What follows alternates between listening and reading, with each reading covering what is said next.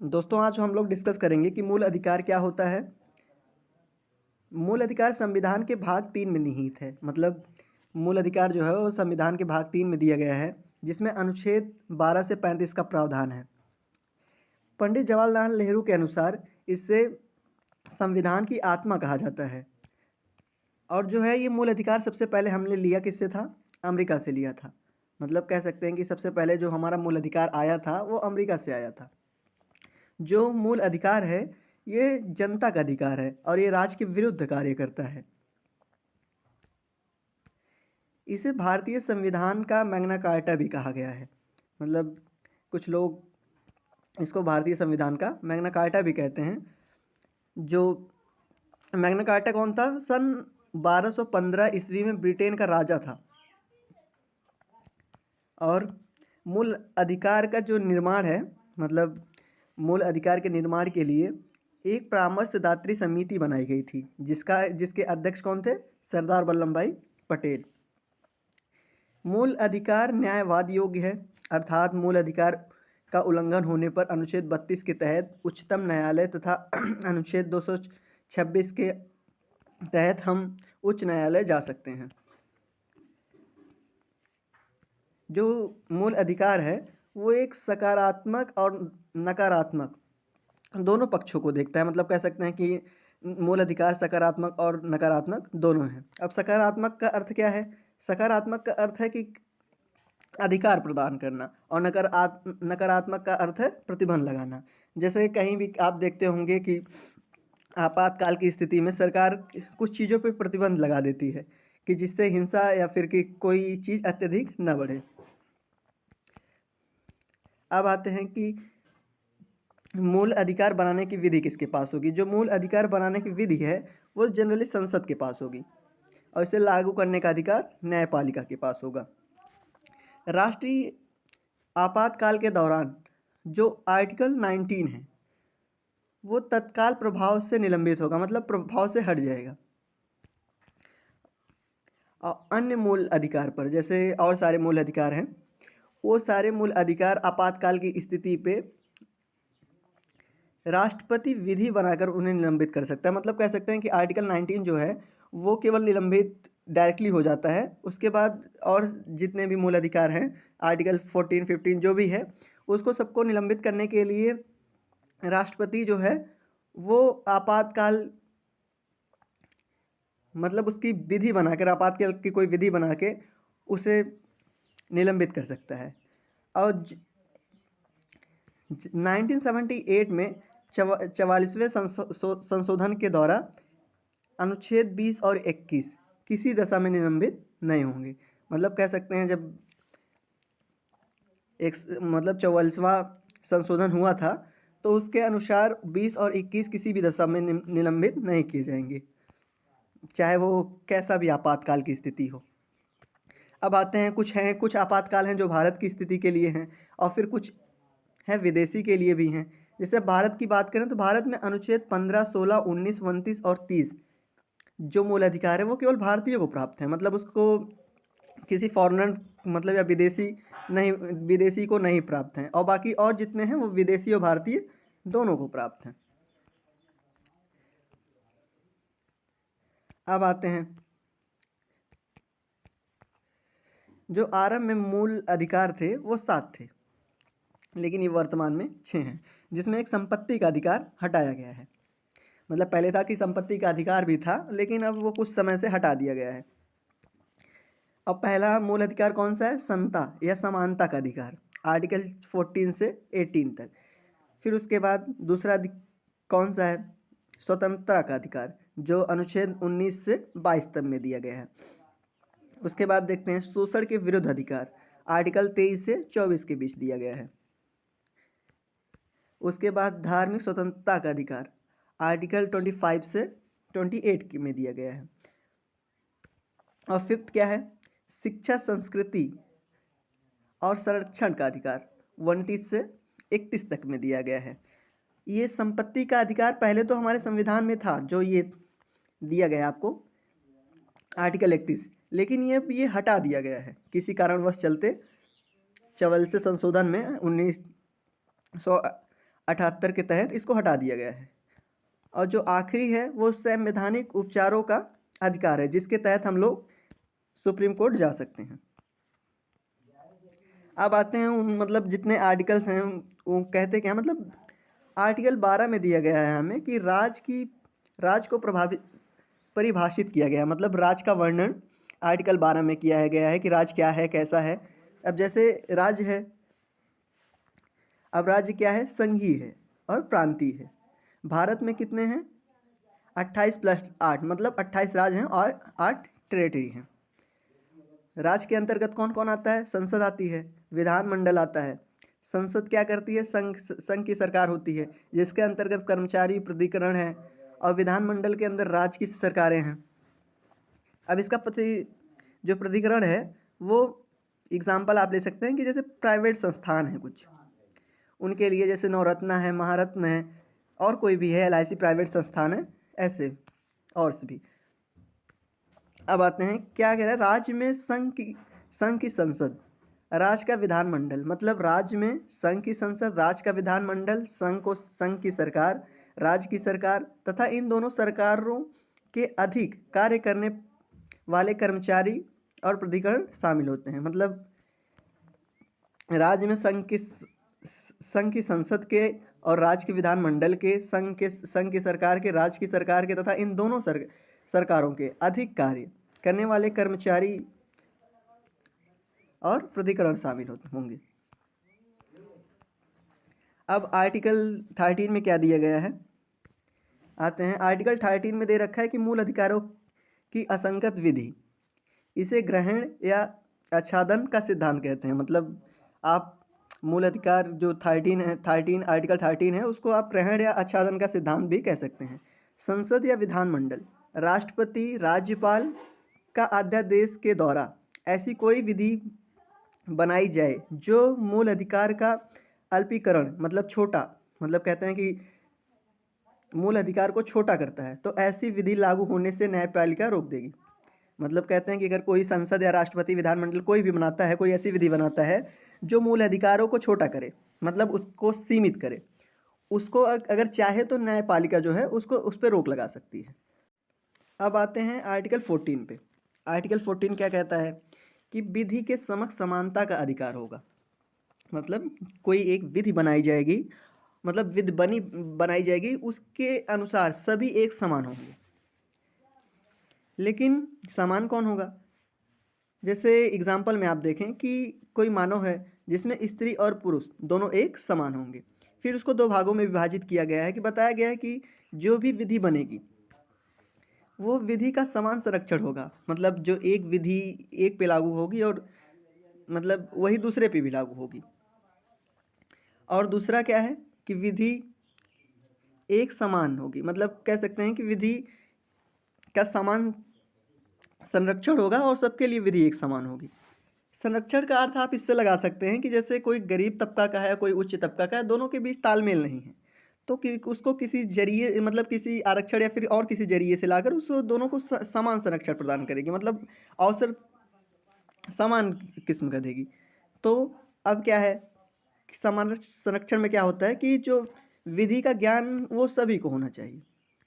अब इसको हमने लिया कहाँ से था, तो पहले भी बताया कि ये सब अमेरिका से आया था। फिर ये जो समान संरक्षण होता है ये राज्य का विधायी अधिकार है, और इसमें विधि का समान आशय क्या है, ये विधि सबके लिए समान है, मतलब विधि सबके लिए एक समान है। ये हमने ब्रिटेन से लिया था। अब इसमें कुछ अपवाद हैं, मतलब अपवाद का मतलब है कि कुछ इसमें कमी है। अब कमी क्या है हम लोग उसको देखते हैं। अब ये जो अपवाद है वो राजनयिक पर घरेलू विधि लागू नहीं होगी। राजनयिक का मतलब है राजदूत और राष्ट्रपति, और उच्चायुक्त जो मतलब 2-3 लोग को ये विशेष विधि प्राप्त है, मतलब उन पे ये लागू नहीं होगी। जैसे एक राष्ट्रपति हुआ, उस पे ये विधि नहीं लागू होगी, राज्यपाल पे भी नहीं लागू होगी, राजदूत पे भी नहीं लागू होगी, जैसे IFS ऑफिसर होते हैं उन पे भी लागू नहीं होगी। और क्या कह रहा है, मतलब कह रहा है कि इन दोनों पे ये विधि लागू नहीं होगी, मतलब ये और किसी दीवानी मामले अगर इन पे कोई विधि लागू करनी है, दीवानी मामले में 2 माह पूर्व लिखित सूचना देनी होगी। मतलब कह सकते हैं कि अगर इन पे कोई एक तो आपराधिक मामला कोई लागू नहीं होगा, मतलब जैसे मर्डर और ये सब हुआ, ये इन पे लागू नहीं होगा। इन पे केवल दीवानी मामला लागू हो सकता है जो परिवार से रिलेट करता है, लेकिन वो भी 2 महीने पहले इनको लिखित सूचना देनी पड़ेगी दीवानी मामले में।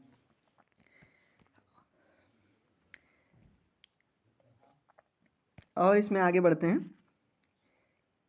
अनुच्छेद जो 105 के तहत संसद सदस्य भी विधि के समान समक्ष नहीं होंगे। मतलब आर्टिकल 105 के तहत जो है, इसके तहत जो संसद सदस्य है, जो संसद भवन में बैठते हैं, जो उनके सदस्य हैं, वो भी किसी के समक्ष समान नहीं होंगे। फिर अब आगे बढ़ते हैं। आर्टिकल 15, अनुच्छेद 15 क्या है? इसमें आपको जाति, धर्म, लिंग, वंश, जन्म स्थान के आधार पर किसी व्यक्ति के साथ कोई भेदभाव नहीं किया जा सकता। मतलब कह सकते हैं कि जो जाति, धर्म, लिंग, वेश और जन्म स्थान, केवल इन 5 के आधार पर ही भेदभाव नहीं किया जा सकता, बाकी और सब पे किया जा सकता है। जाति, धर्म, लिंग, वंश, जन्म स्थान, मतलब इन 5 को छोड़कर अगर भेदभाव और किसी स्थान पे हो सकता है, इन 5 पे कोई भेदभाव नहीं होगा। अब देखिए आर्टिकल 15(1) में क्या कह रहा है? राज्य के द्वारा किसी आधार पर, मतलब राज्य के द्वारा किसी आधार पर कोई भेदभाव नहीं किया जाएगा।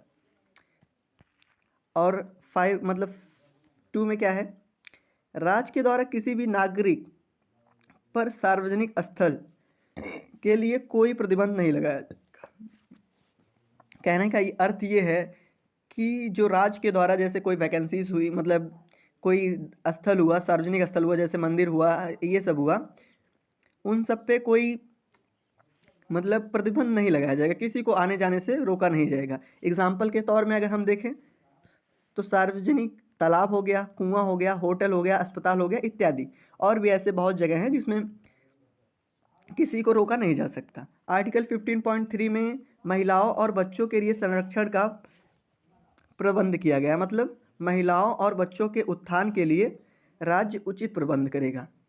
ये आर्टिकल 15.3 में निहित है। फिर आर्टिकल 15.4 में क्या है, जो कि ये एक इम्पॉर्टेंट भी है, इसको जरूर याद रखिएगा। सामाजिक और शैक्षणिक रूप में पिछड़ रहे लोगों के लिए राज्य का उचित प्रतिबंध करेगा।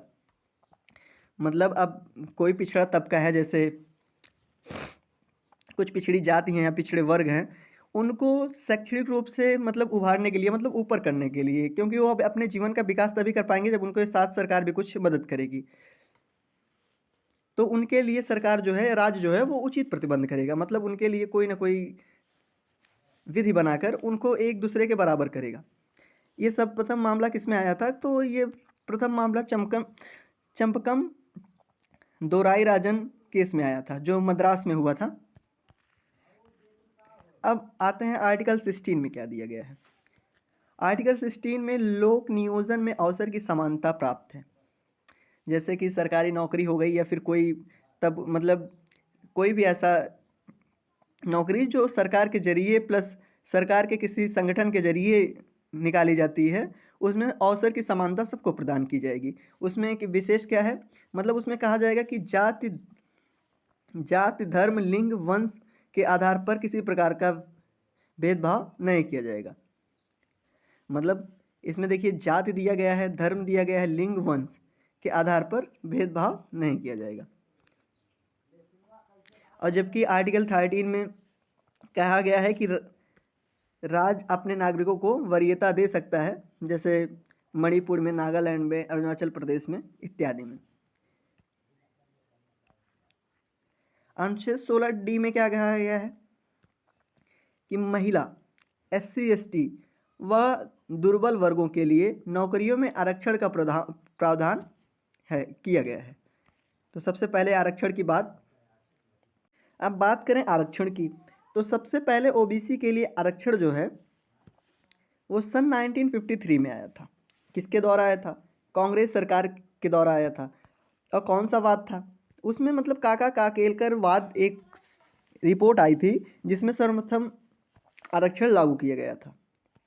अब यही 1979 में फिर हुआ। उस समय जनता पार्टी की सरकार थी। अब ये वीपी मंडलवाद में मतलब इनकी एक कमेटी थी, रिपोर्ट आई थी जिसमें ओबीसी को आरक्षण प्रदान करने की बात की थी, लेकिन इसमें जो आरक्षण कम था इसमें आरक्षण बढ़ा दिया गया था। मतलब इसमें आरक्षण की संख्या बढ़ा के 27% कर दी गई थी। वैसे मतलब 3 स्तरों पे यहाँ पे आरक्षण प्रदान किए जा रहे थे: आर्थिक पे, सामाजिक पे और शैक्षणिक पे। आरक्षण SC ST OBC और जनरल मतलब 100% शोषित था ST SC के लिए, और OBC के लिए 80% था, और जनरल के लिए 20%। लेकिन इसमें राजनीति भी खूब होती है ना आरक्षण के मामले में। तो फिर 1990 में जो था ना, OBC के लिए आरक्षण लागू किया गया। 2010 में मनमोहन की सरकार थी, उन्होंने भी आरक्षण की बात की। फिर 2020 में मोदी की सरकार, जिसने EWS पे 10% आरक्षण दे दिया था। EWS क्या होता है? जो आर्थिक रूप से पिछड़े वर्ग होते हैं, मतलब केवल आर्थिक रूप से पिछड़े होते हैं और जनरल कैटेगरी को होते हैं। अब आर्टिकल 17 को देखते हैं क्या है। आर्टिकल 17 छुआछूत का अंत, मतलब जिसे अस्पृश्यता कहते हैं, कि छुआछूत का अंत भी इस आर्टिकल को कहते हैं। मतलब इस आर्टिकल में क्या था कि पहले जैसे छुआछूत जैसी बहुत सी सामाजिक बुराइयां बढ़ रही थी, तो उसको मतलब इसमें रोका गया है, मतलब उसका अंत किया गया है। तो उसमें क्या क्या है? छुआछूत किसी भी रूप में बढ़ावा देना अपराध है। जिसको मतलब जो छुआछूत करते पकड़ा जाएगा, उसे विधि के द्वारा दंडित भी किया जाएगा, जो है अस्पृश्यता निवारक अधिनियम 1955 के जरिए। लेकिन अब इसका नाम बदल कर क्या कर दिया गया है? सिविल संरक्षण अधिकार अधिनियम 1976। और भी एक है SC ST एक्ट है, जो अत्याचार निवारक अधिनियम 1989 है। अब आर्टिकल 17 में क्या है? जो आर्टिकल 17 है वो व्यक्ति के विरुद्ध व्यक्ति का अधिकार है। मतलब कह सकते हैं कि किसी व्यक्ति का मतलब किसी व्यक्ति का मंशा है कि वो इन सब प्रभावों से दूर रहे, लेकिन उसके विरुद्ध जाकर वो दूसरे व्यक्ति का का भी अधिकार है। इस अनुच्छेद पर गांधी जी के दर्शन का भी प्रभाव है। अब आगे आते हैं, आर्टिकल 18 देखते हैं। अनुच्छेद 18, उसमें किस चीज़ का जिक्र है? मतलब जितनी उपाधियां थी उनका अंत कर दिया गया था आर्टिकल 18 में, लेकिन कुछ एक को छोड़कर। और ये परंपरा किसने स्टार्ट की थी? ब्रिटेन ने। ब्रिटेन में आप जैसे भी 18वीं सदी 19वीं सदी में देखे होंगे कि लॉर्ड, सर, नाइटहुड, किंग, ये सब करके ये उपाधि नाम के पहले लगाते थे। मतलब नाम के पहले ही लगने वाली उपाधि लाई गई थी जो ब्रिटेन के द्वारा थी। तो इसका मतलब इन सब का अंत कर दिया गया था, लेकिन कुछ एक उपाधि छोड़ दी गई थी। जैसे राज्य के द्वारा राष्ट्रपति के पूर्व अनुमति पर शिक्षा, सेना के क्षेत्र में जो उपाधि प्रदान की जाती थी, उसको अभी भी मतलब उस उपाधि का अंत नहीं हुआ है, वो अभी भी प्रदान की जाएगी। आगे आते हैं दूसरे पॉइंट पे। यदि किसी भारतीय व्यक्ति को विदेश में उपाधि भी ला रही है, मतलब कह रहे हैं कि यदि किसी भारतीय व्यक्ति को विदेश में उपाधि मिल रही हो, तो उसे ग्रहण करने से पूर्व उसे राष्ट्रपति की सहमति आवश्यक है। मतलब वो कोई इंटरनेशनल लेवल पे अगर कोई उसे उपाधि मिल रही है तो उसको पहले राष्ट्रपति से अनुमति लेनी पड़ेगी। तीसरा पॉइंट क्या है? तीसरे पॉइंट में क्या दिया गया है? उसमें दिया गया है कि भारतीय विधि के अंतर्गत आने वाले व्यक्ति उपाधि ग्रहण करने से पूर्व राष्ट्रपति की सहमति लेगा। अब उसके बाद आ जाते हैं स्वतंत्रता के अधिकार में, जो आर्टिकल 19 से 22 में इसका जिक्र किया गया है। इसे व्यक्तिगत स्वतंत्रता का अधिकार कहते हैं। मतलब इसको दूसरी तरीके से व्यक्तिगत स्वतंत्रता का अधिकार भी कहा जाता है। इसे मूल अधिकार का मेरुरज्जु भी कहते हैं। आर्टिकल 19 में स्वतंत्रता के अधिकार की सुरक्षा मतलब स्वतंत्रता के अधिकारों की सुरक्षा का जिक्र किया गया है। ये पहले 7 थे, अब घट के 6 हो गए हैं। जो 44 से आपको मैंने पहले भी बताया था कि जो 44 अमेंडमेंट था मतलब संशोधन था, उसके द्वारा इसे हटाया गया है।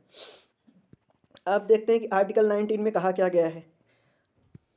आर्टिकल 9 में ए में वाक और अभिव्यक्ति की स्वतंत्रता का जिक्र किया गया है।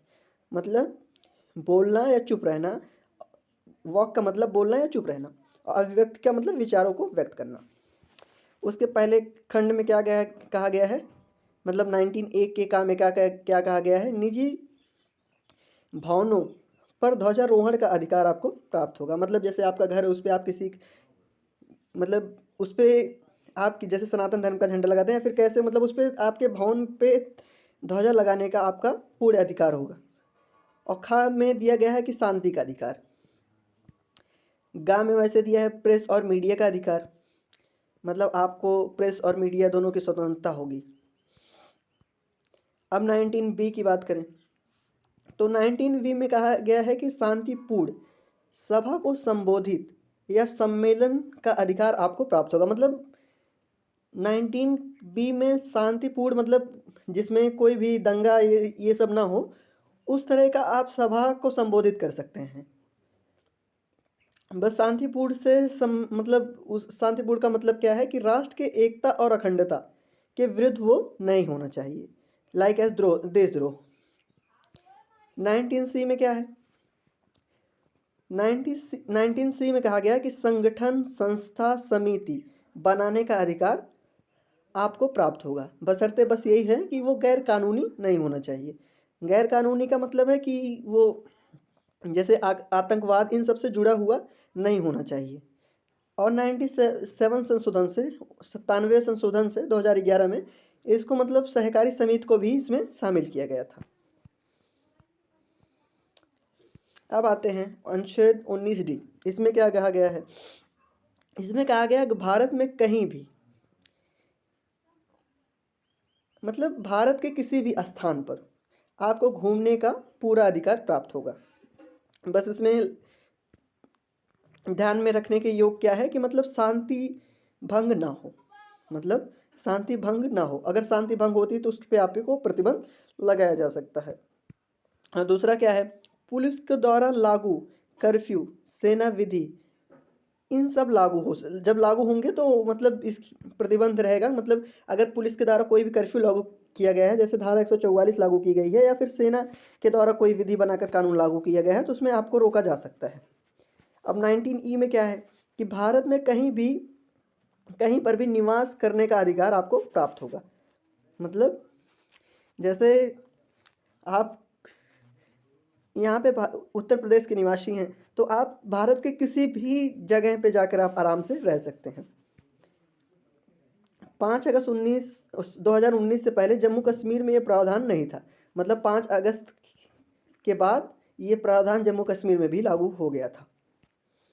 अनुच्छेद 19F में क्या कहा गया है, ये जो है 44 संविधान संशोधन 1978 के द्वारा निश्चित किया गया है, जो संपत्ति के स्वतंत्रता का अधिकार हुआ है। मतलब इसका क्या अर्थ है कि मतलब कहीं भी आप जमीन ये वगैरह ले सकते हो। अब 19G में क्या है, जीविकोपार्जन के लिए व्यापार की स्वतंत्रता और उद्योग संचालन में राज्य द्वारा प्रतिबंध